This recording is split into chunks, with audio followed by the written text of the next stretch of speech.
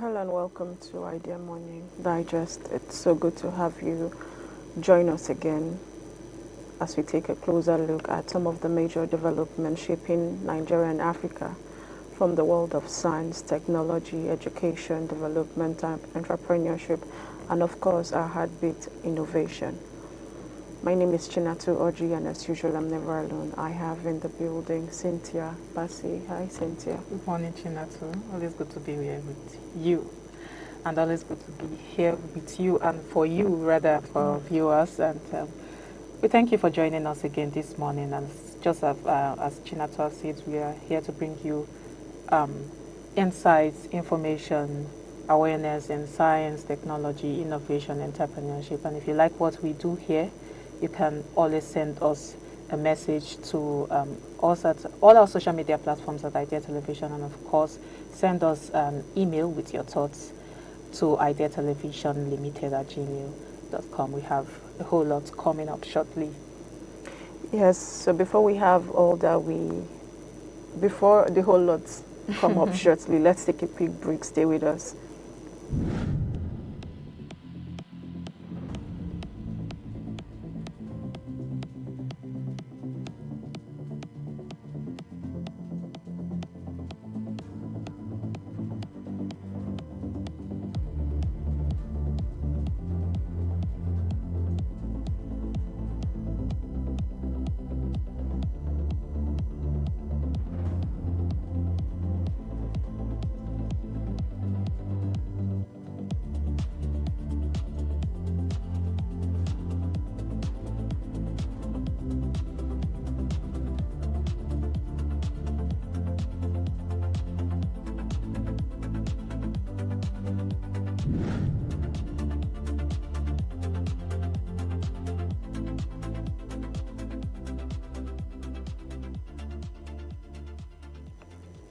Welcome back. This is still Idea Morning Digest. Now let's begin with the top stories making headlines this morning across Nigeria and of course Africa. Federal government launches new safety standards for CNG electric vehicles to strengthen auto sector. The federal government has introduced new national standards for compressed natural and electric vehicles, marking a major step in Nigeria's transition to cleaner and more secure energy solutions. The rollout began yesterday in Abuja, led by the Ministry of Industry, Trade and Investment, with a focus on boosting technical capacity, industrial competitiveness, and energy independence. The standards, developed through the National Automotive Design and Development Council in collaboration with the National Board for Technical Education, NBTE, cover the conversion, calibration, and maintenance of gas-powered hybrid and electric vehicles. In addition, national guidelines have been introduced to ensure safety, standardization, and uniformity in CNG conversions across the country. The framework also supports formal certification up to level 5 of the National Skills Qualification Framework, aimed at empowering with globally competitive skills. Authorities say the move will reduce Nigeria's reliance on petrol and diesel, help power emissions, and take advantage of the country's natural gas reserves. The presidential CNG initiative is also encouraging private sector participation, with plans to roll out 200 refueling stations nationwide to support cleaner transport alternatives. This development follows a 2.5 billion naira credit scheme launched in March to encourage CNG vehicle conversions and local kit manufacturing as part of broader efforts to enhance energy sustainability and affordability. Great story, and of course an interesting story, seeing how much we can standardize the CNG, because just the other day in a cab I overheard, I was speaking to the driver and I said, why have you not converted your vehicle to CNG? Is petrol not very expensive? He said his car was not originally built to allow CNG, so he's scared of converting to CNG. And I told him that, well, if they can convert to CNG, then there has to be some safety guidelines that are being followed. And he said he cannot trust it, especially in Nigeria, But with this standardization of safety for CNG conversion that's coming out, people like that young man can have something to hold on to understand that safety is priority for this government, and we are not just about the kind of energy that electric vehicles are not just about encouraging clean energy. We are also interested in ensuring that not just your money is saved, but your health is also protected, because people want to be sure that when they get into their CNG vehicles, they won't just drive and the vehicle blows up in fire. So they want to be sure of that safety. And I'm lauding the government for ensuring that this has been launched. But more than anything, let desensitization reach the nooks and corners of the earth. Let people in Nigeria understand that this is really something that they can hold on to. So people who have that fear, people who have that laid-back spirit about converting to CNG cannot understand that there is now a standard for safety, and safety is now priority for the federal government, and that way we can strengthen the auto sector, and we can also ensure that there's energy security. This standardization is very necessary because this CNG transition initiative is no longer news again. It's something that we have to be in tune with. We have no choice, and even if we want to, we must even look at the brighter side of the CNG initiative and how it is going to help mitigate a whole lot of things when it comes to even fuel, high costs in fuel prices, and how transporters and even commuters suffer for it with paying high costs for transportation. So I think this shift is very, very important for the clean energy sector, for our health.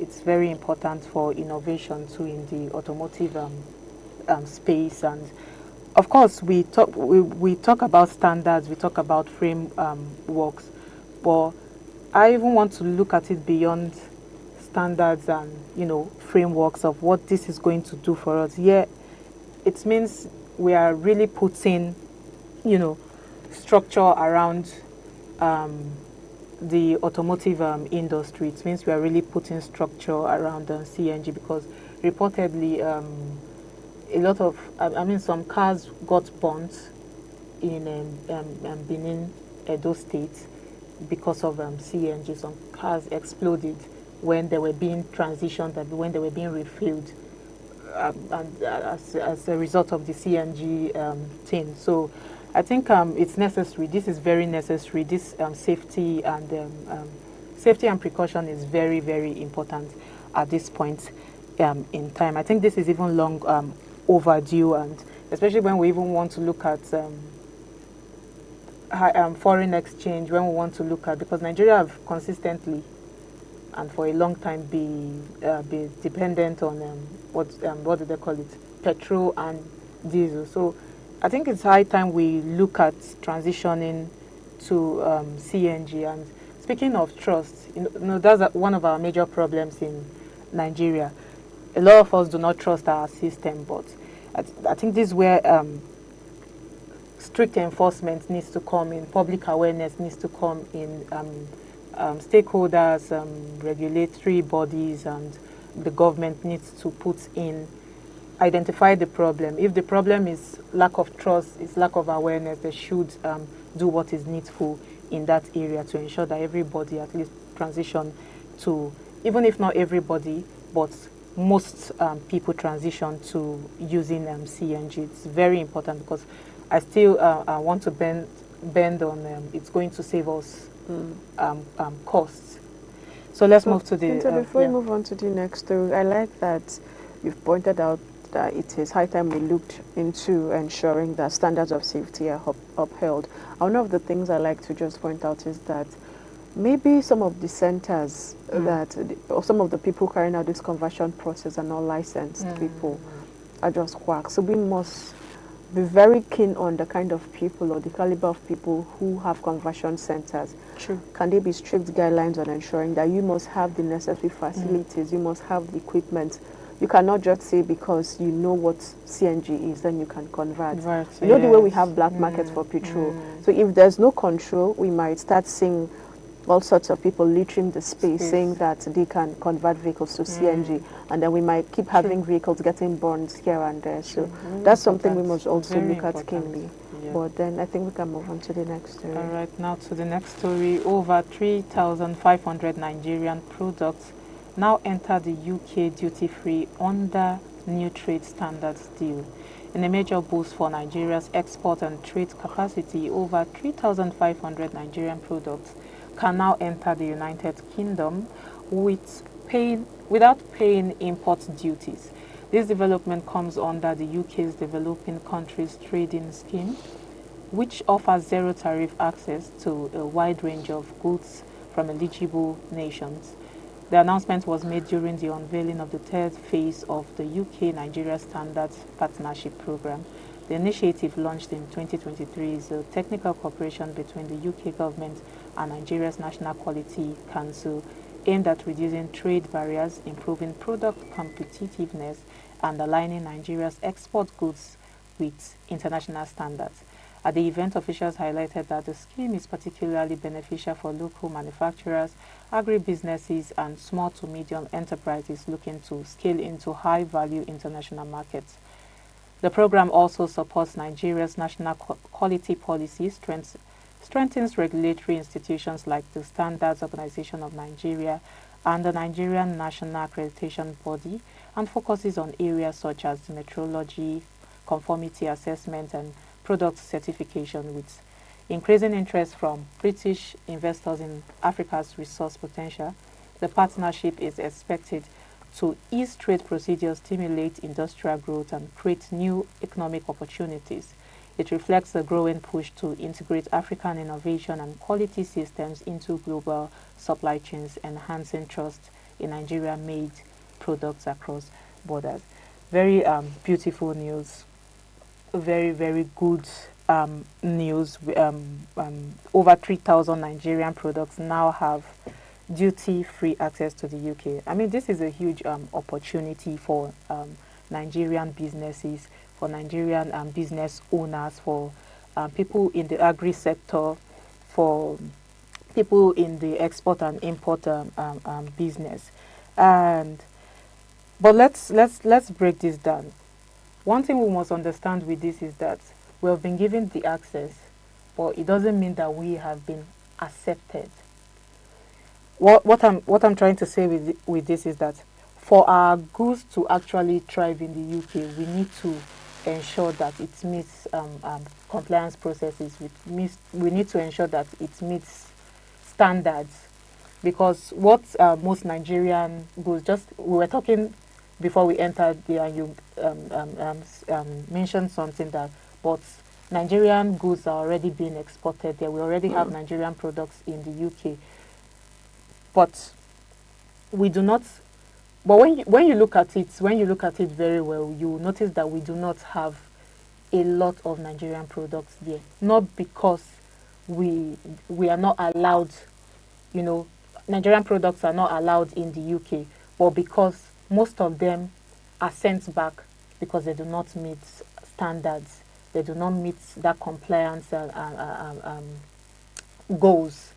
So it's important that we must meet these compliance goals. We must meet quality. We must meet packaging standards.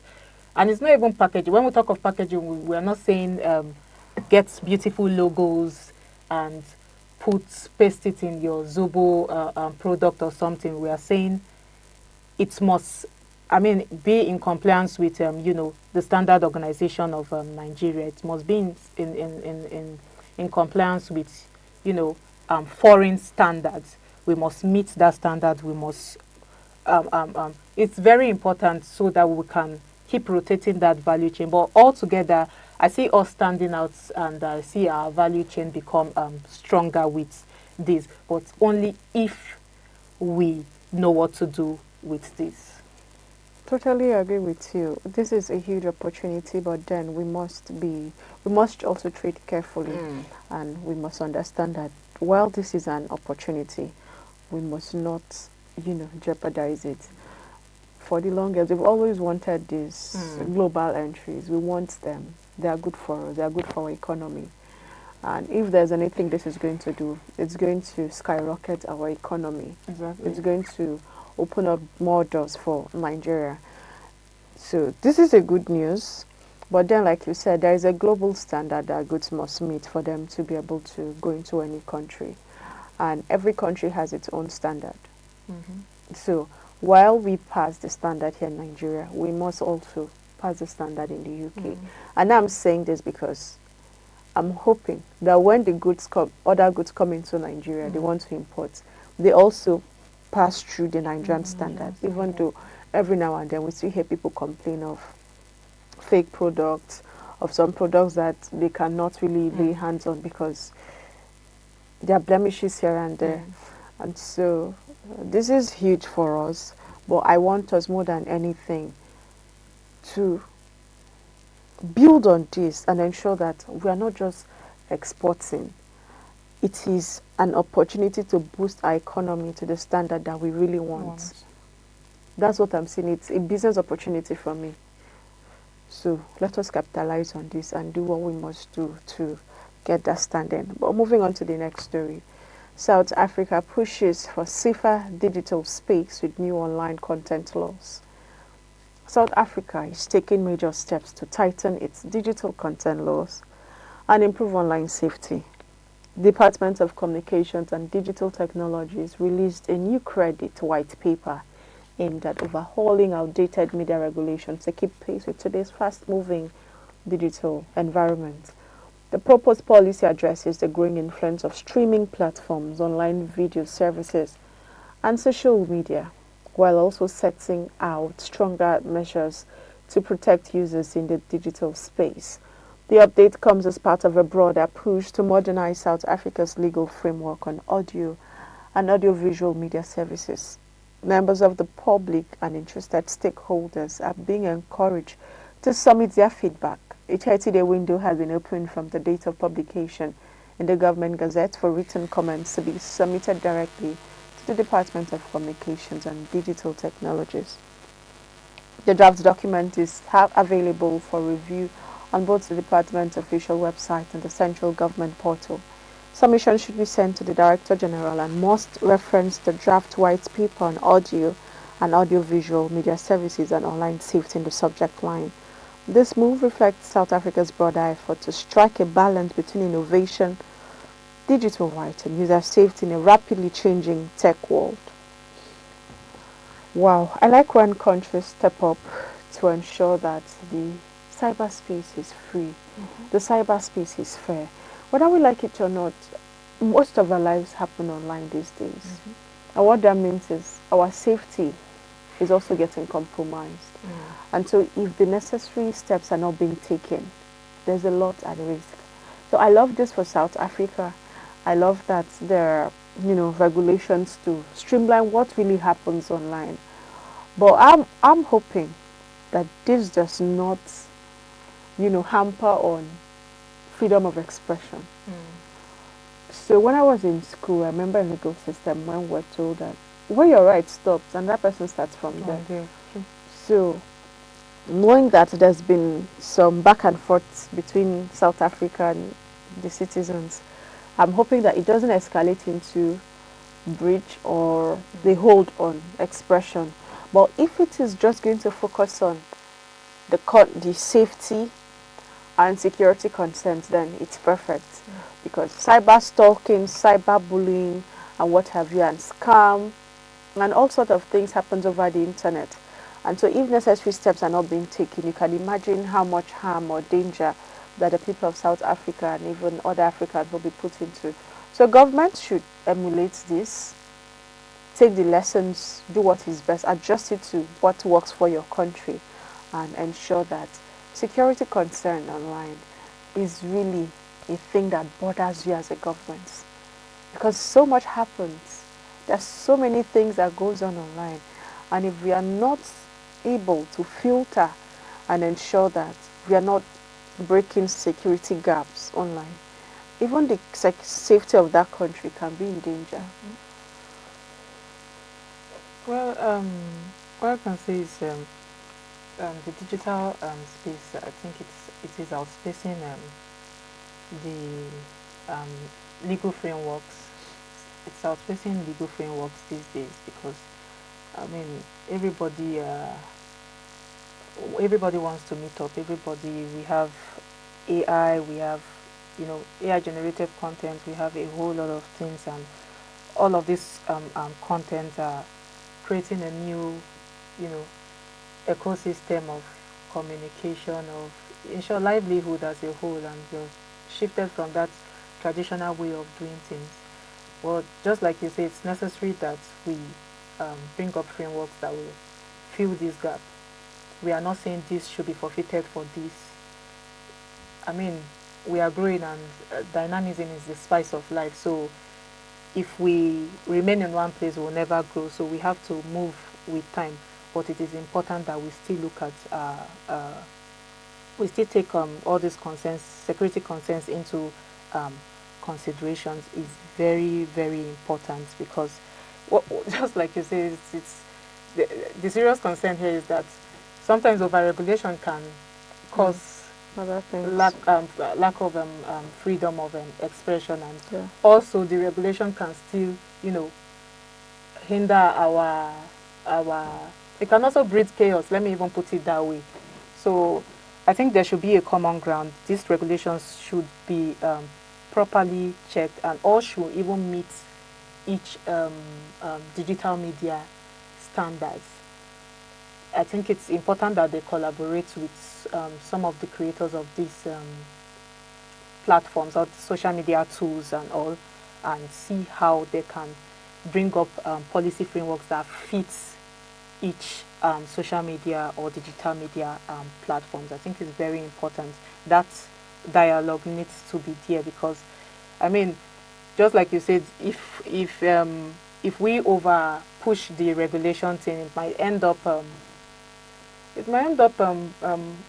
think, pushing the country away from what is happening in the world, and so we need to do better with that. And just like you say, I hope this creates a ripple effect for other African countries, especially Nigeria, to follow suit because there's this, we're talking about it, myself and Deborah, the other day. There's this gap with understanding your digital rights and legal frameworks, and then participating in the media space and being among. So, and we have a lot of self acclaimed journalists now on the internet, and we know what algorithm does with that. It pushes what people want to see. We have a whole lot of them. So, and we cannot say people should not do what they want to do, but we should know how to do what we want to do with in the social media or digital media space.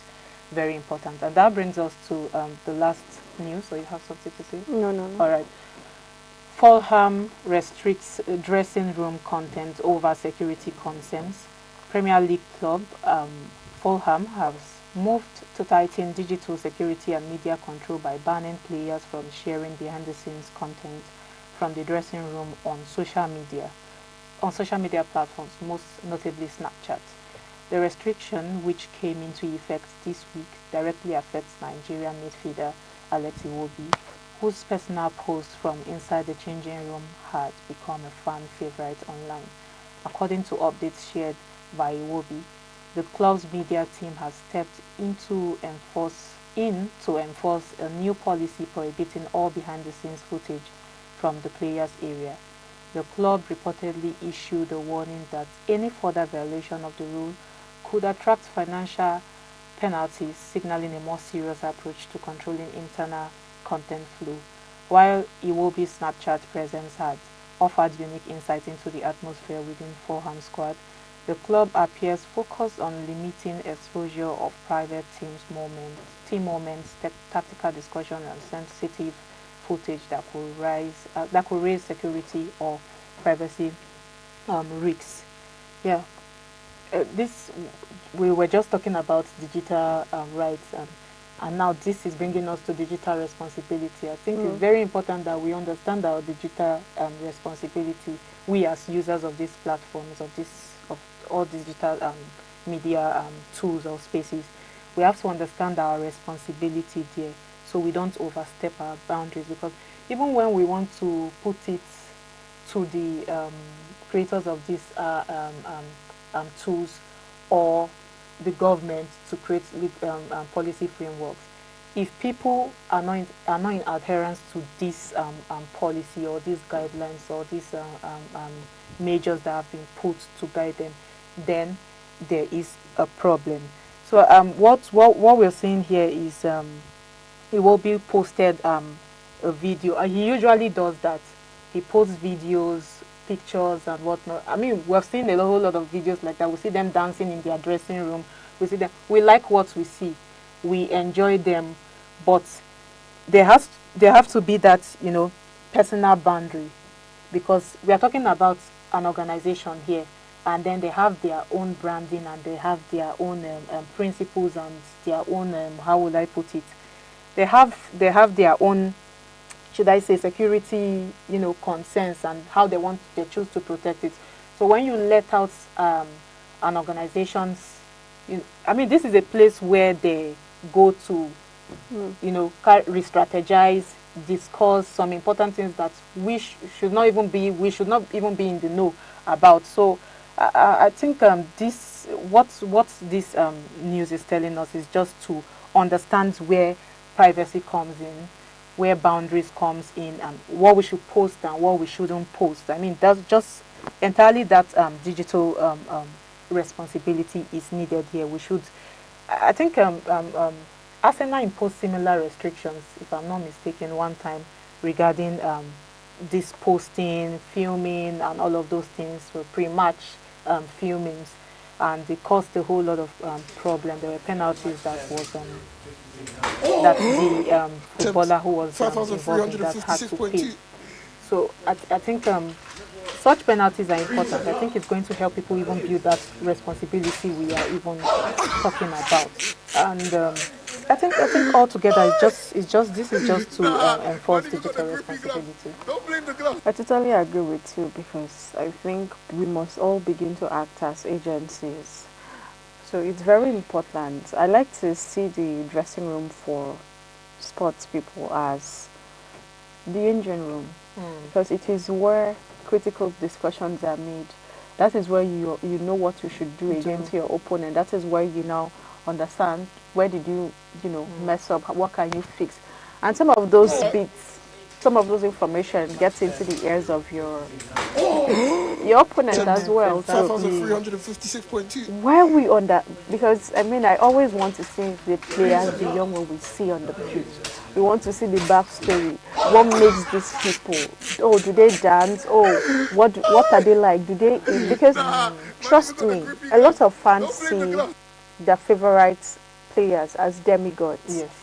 And so every inch of reality makes them see, oh, this person is just like me too. Yeah. Because I remember somebody saying, are you sure do they eat what we eat? That was Nicki Minaj. She said somebody saw her at the restaurant eating rice, and the lady screamed that she didn't think Nicki would eat rice. Why? Because there's a box they've placed this kind of people. It's like a pedestal that they can't come down from. So while that is important that we look at them in that light, it is also important that there is a line drawn between security and between what we let outside. And that's exactly what Fulham is doing right now. It is just saying, yes, I know you want your fans to know what's going on, but a lot of things has happened, and if we're not careful, they might be letting out more than we want to let out. So that's really it, but it's so sad because I really usually like those dressing room videos, but I guess we have to deal with that. Well, it's now time for us to look at the headlines recap we brought away today, and the first story says, Federal government launches new safety standards for CNG and electric vehicles to strengthen auto sector energy security. And then we also brought to you news that over 3,500 Nigerian products now enter the UK duty-free under new trade standards. You also heard that South Africa pushes for safer digital space with new online content laws. And lastly, Fulham restricts dressing room content over security concerns. Let's go on a break now. When we return, it'll be time for us to dive into the discussion segments. Stay with us.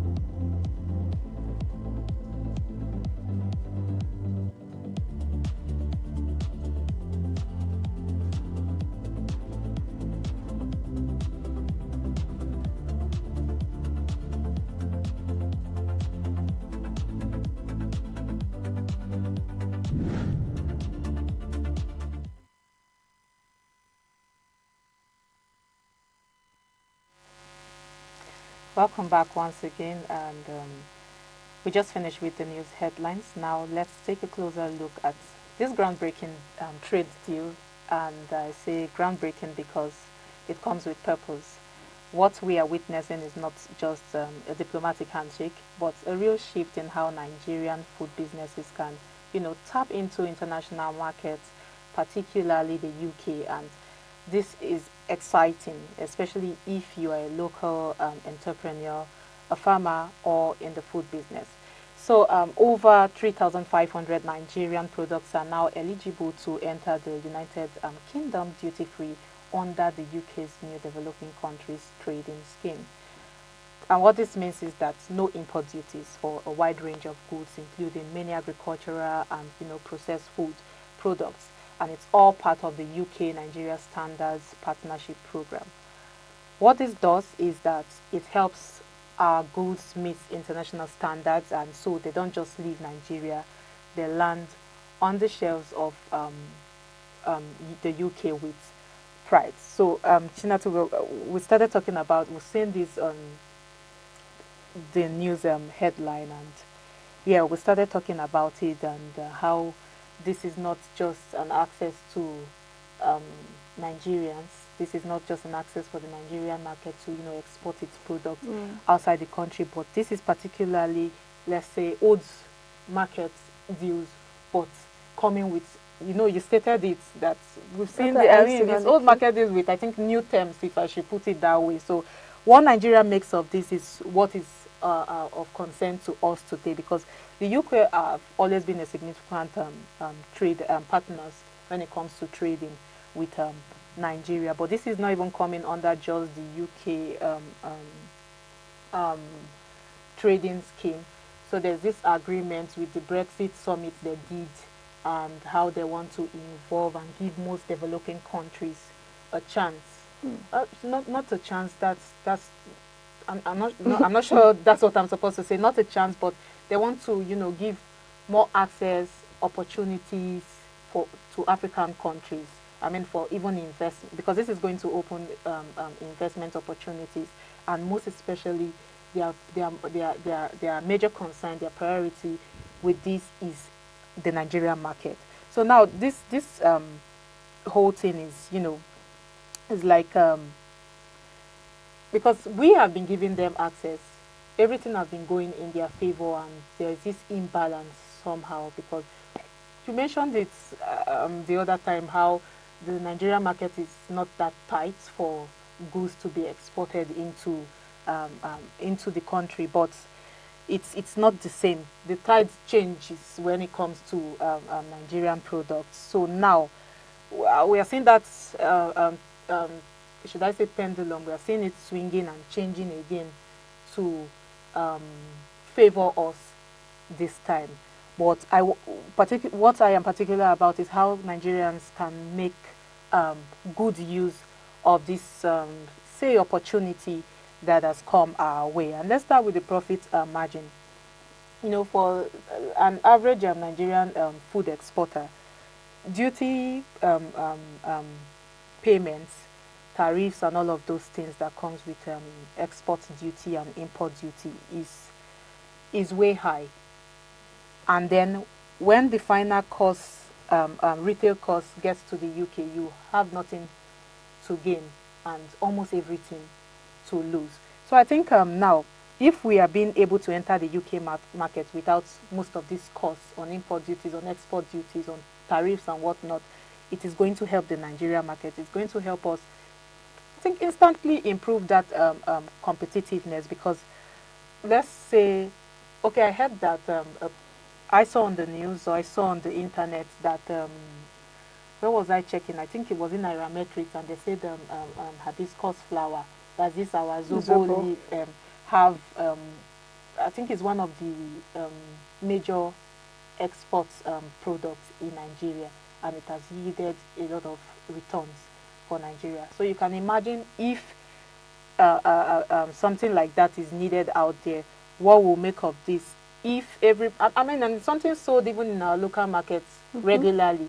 So it's an opportunity for most people to now enter, that field of trading, the trading landscape. It's an opportunity for them to enter. But now we reduce costs, meaning everybody, because most of our fears are, I mean, I've heard a lot of people say they don't want to enter business. They don't want to start business because they are scared of, gains. They are scared of profit and loss. Mm. And, and they are scared of, and what makes people scared of expansion is still tied back to profit and loss. So if you cannot get profit for what you are selling out, then there is no need doing the business at all. So I think this opens better grounds for us to do business, to climb to even greater heights, which a lot of people have been wanting to reach. Totally agree with you, Cynthia. When you started talking about schools, I said, can we already know the things that have been listed among the 3,500 so that we can expand our businesses? But then I see that things like yam, things like cocoa, things like tomatoes, like the hibiscus flower, textiles are some of the things. This your Ankara that you're saying that you think you don't need or you don't like. It's hot cake over there. Sesame oil, palm oil, lots of things. So mainly things that, if you notice the trend, most of the things that are stamp duty has been taken off from are things that women like to sell. So what does this mean? This is encouraging housewives, women to go more into business, women to expand local production and exports. Because tomatoes, most of these things are things that more women sell. If you go to the market, you see that more women are into Ankara, more women are into tomatoes, more women are selling, onions, palm oil. Those are like women business. But I'm hoping it expands to a lot of other things. But now that this has even happened, like you pointed out, the profit margin is going to be very huge. And when we had the conversation when we were talking about the news, I said that it was going to increase or boost our economy. And it's not a lie. Imagine more women going into business in Nigeria. You've taken poverty away. You're also fighting with capitalism in a way. Yes. So let us have more women go into this business. Let us see how we can encourage young people go into local production, local local exploitation of the things we have.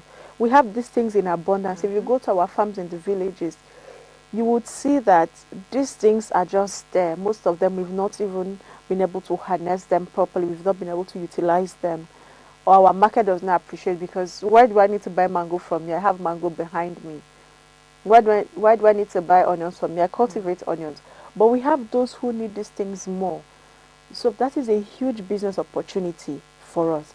But one thing that I must commend is that it's a big win for the agribusiness in Nigeria. The agricultural sector is about to, experience a boom. With the way we've been talking about mechanization, with the way we've been talking about innovation in the agricultural sector, we are trying to see that more than anything, agriculture becomes a mainstay of Nigerian economy, away from oil and gas. And if we're able to achieve that, what a government, what kind of government? Was that right? Yeah. We will be celebrating the government. Because the first thing that comes to our head is, how did the government do this? How were we able to fix this? Something we've had to struggle with for the most part of being Nigerians. And now we've been able to ensure that agriculture becomes a mainstay of Nigeria's economy, away from oil and gas. Because I'm tired of this whole today the oil is up, tomorrow the oil is down. And it's almost like there's a certain cartel handling that. But let us spread across to something that the common person in the village can work with, something that the rural person in the community can work with, somebody who sells granola has access to these markets. What do we want? A unilateral system that allows people come together and push these things out there. No matter who you are, whether you can speak English or not is inconsequential, as long as you are able to put your goods out there. So it's a boost to our economy. And of course, excuse me, Made in Nigeria became a thing we had hashtags we were promoting. So imagine being outside Nigeria and you're seeing products in Nigeria, properly packaged, properly, named and branded as Nigeria. It makes you have a full circle moment as a Nigerian. This is made in Nigeria. This is made in my country. This came all the way, and it's still maintaining the right nutrients, maintaining all the standards of safety, and ticking all the right boxes while still giving out the best. Exactly. So it's a win. It's a huge win for us. And let us go all for this. And I hope that it opens doors for. Should. I mean, we it's high time we begin to take the agribusiness, just like you said, not this time as a survivor means, but we should take it seriously. We should begin to see it generally from that lens of international enterprising. I think it will help us grow. We need to understand what we have. We need to see the value of what we have. I mean, the UK market on its own, it's in high demand for Nigerian products, most Nigerian products. I mean, even if not just Nigeria, it's not just Nigeria that have this product, but products, all these organic products, all these roots like ginger, and most of them, all those tropical and like those ethically things that we sourced products, exactly, that we produce here, is what is in demand, in very high demand in these places, for tea, for medicine, for a whole lot of things. And Nigeria ticks all these boxes. We have it here. We have the potential. We have the land. We have everything. Weather. Nature has given it to us. We have everything. So why don't we take advantage of it to our own gains? And talking of the, it's now time we grow the proudly Nigerian brand. We have to give it a facelift, like I would say. We have to. It's time we just change the whole story. We need to move beyond the whole. You know, some things becomes when it brought about. At the end of the day, it just becomes slogan. Trends for that period of time becomes a slogan, and then that's how it just die. But we need to take it beyond that slogan thing, and we need to take it as an actual reputation. It is something we need to own. Like, I always like the sense of ownership, and that's the attitude we must develop to this. Take Ghana. Let's take Ghana for instance.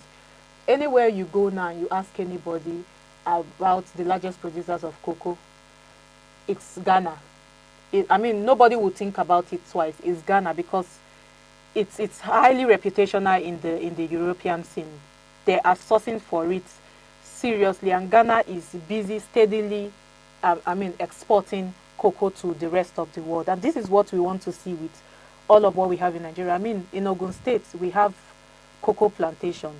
Let's make use of that. I think it's high time we begin to look at all of these things. Is very, very important. We need to. What these things at the end of the day, Chinatu, cannot come without quality and certification and regulatory, standards. We have to look at it. We've seen many cases where Nigerian products are being rejected because they fail to meet that health pass. They fail to meet that those sanitary standards. So it's not just about getting certified. It's not just about it's about meeting that quality standard. And I'll shift this back to the Standard Organization of Nigeria and the national Nigerian National Accreditation. They owe it to businesses.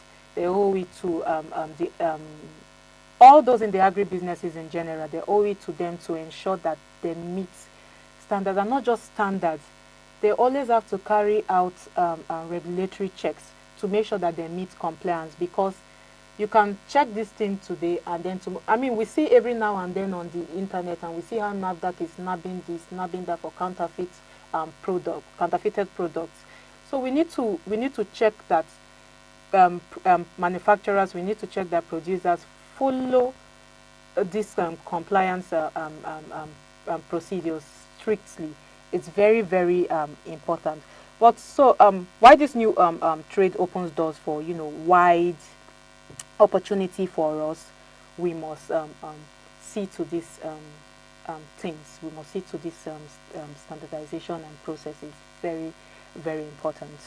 Okay, I just like to say that it's now time for all of those smallholder farmers, they come together. If they need to form cooperatives for them to be able to export out of Nigeria, then this is that time. They must come together, ready to put ideas, to put their, whatever it needs to be done to ensure that exporting is not a problem. Come with your idea, come with your tools, come with your machineries. Everything that you know must be put in place. When you come together as a team, it's easier to access things. But when you go solo, it's harder. Yeah. So let's say you need to meet a local government chairman and you're going as a farmer, just you. It might be hard to get his attention or her attention. But if you come together as a team and say, we are cooperative, we plan Zobo, but we want to find a way to send it out of Nigeria. We don't know how to do it. We heard that it's now duty free. Your local government chairperson can take it up from there because you came together. But if you went as one person, you would speak English and submit letters that you may not be able to write and get tired. So this is now time for small scale farmers, whether it's large scale, but the ones that are large scale already are doing it outside. So the focus is on the smallholder farmers. Come together, push these things outside. You need to boost that business. This is time for job creation as well. Yes, it is. The young people, men, women, children, will now be will now see the need to get into the agricultural sector to export, to send things outside Nigeria easily. Because for some people, when they consider those duty charges, they just realize that it's better I just do it in-house. Let me do it internally. But with this, more doors are now open even for investors to start coming into Nigeria. So there's room for investments, there's room for our economy getting boosted, and there's room for job creation. And there's also room for women, more women to be encouraged to not just be stay-at-home women or stay-at-home mothers, but to go into business. Youth who finish schools now can go into agriculture because there is room for export. People do not just want to play locally anymore. We want to play on a global scale. So this is that opportunity. This partnership is what we've been looking out for. That angle of the role of being in a cooperative or being in a, what do they call them, a union, is very, very important, and that's one angle that has been that hasn't been talked about enough. It's very important because to meet export standards, there is a scale you have to climb up to, and that scale is the key. Take for instance, okay, I and my sister was trying to register for something, for a business opportunity, and we did not have a CAC for that business, and we are not a part of any union, any trade union, around that business. So that was why we missed the opportunity. So a single farmer may have all the requirements it takes for him to or her to meet demands with exports, but some of these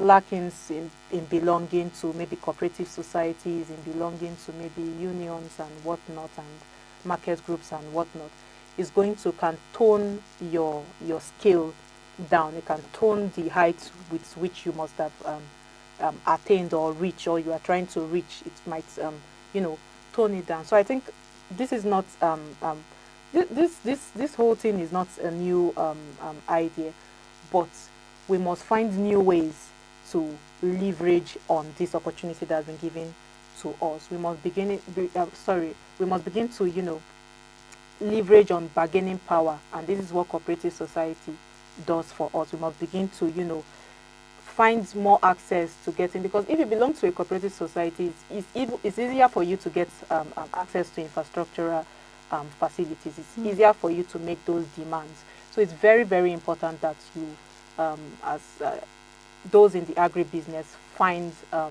societies, find unions, trade unions, cooperative societies and whatnot to belong to. And you talked about investment, very important. Nigeria has, our population is very, very large. Our population is like over 200 million people. And most of it is the youth.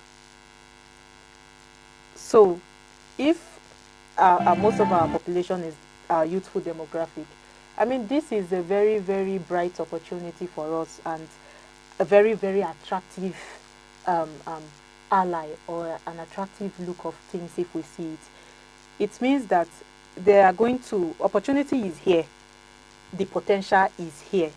That's what that shows us, and we've seen what many young people are doing. I've seen a lot of young people going into farming these days, and it's amazing to see, and it's promising to see, and that shows that investors out there, British investors, will have an eye on us, because this is what they can, work with. So I think we should find ways to, build ourselves.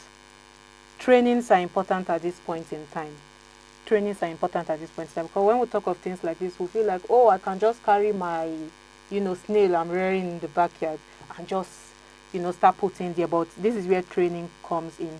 The practicality of the whole thing is that you have to go back to the drawing board and understand what you need to do to be eligible, because they say we are eligible as Nigerians, but what you need to do as a person, as an individual, to be eligible for this opportunity is what we must begin to invest in as well. Thanks, Cynthia. You said so much, and I think you've covered everything. So there's almost like nothing left for me to say that we should all grab this opportunity as Nigerians with both hands. Let us do what we must do right to ensure that the UK-Nigeria partnership deal stands the test of time. So you conclude. Yeah, okay. That brings us to the end of the Idea Morning Digest for today, because we always like to be here with you and for you guys. So the trade deal is a door. We've seen that is a door, and we've opened up to see that the trade deal is a door to the world, is a window to the world for African trade, for African business owners, down to small business owners, and other countries are preparing to enter to. So we must take advantage of this and walk through that door, but with structure and strategy and quality. That is what I have to say. So let's this brings us to the end of the show. Just like I've said before, still ahead we have more interesting programs on Idea TV. Don't go nowhere, but for now it's a bye from us on the Idea Morning Digest. Bye for now.